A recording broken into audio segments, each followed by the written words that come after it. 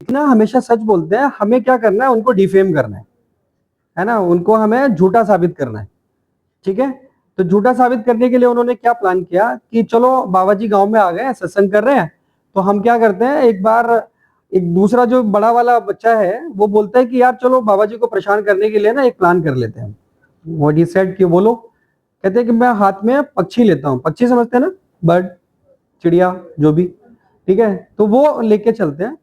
और बाबा जी को मैं बोलूंगा कि बाबा जी मेरे हाथ में जो ये पक्षी है ये मरा हुआ है या जिंदा है ना, तो वो बोलेगा उससे क्या होगा, तो उससे ये होगा कि अगर बाबा जी ने बोला कि आपके हाथ में जो पक्षी है वो मरा हुआ है, ठीक है, तो मैं क्या करूंगा, उसको छोड़ दूंगा और मैं बोलूंगा बाबा जी आप ब्लफ कर रहे हो, ये तो जिंदा है।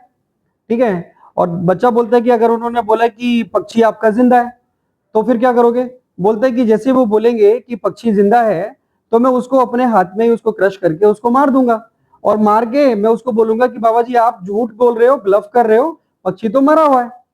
ठीक है, तो बोलते हैं कि दोनों ने एग्रीमेंट किया और वो उनके पास में चले गए।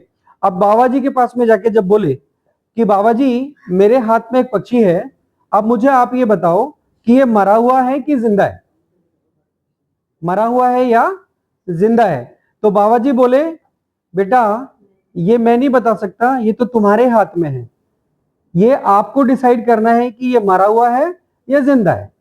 ठीक है, तो इस स्टोरी का सार ये है कि पूरा हम लोगों ने 1 घंटा आप लोगों का ले लिया, सब कुछ आपको समझा दिया, फाइनेंशियल प्लानिंग भी समझा दिया, हेल्थ के बारे में भी समझा दिया, इंश्योरेंस के बारे में भी समझा दिया। अब नाउ जो बॉल है वो आपके पाले में है, आपको लेना है या नहीं लेना है, दैट इज योर चॉइस।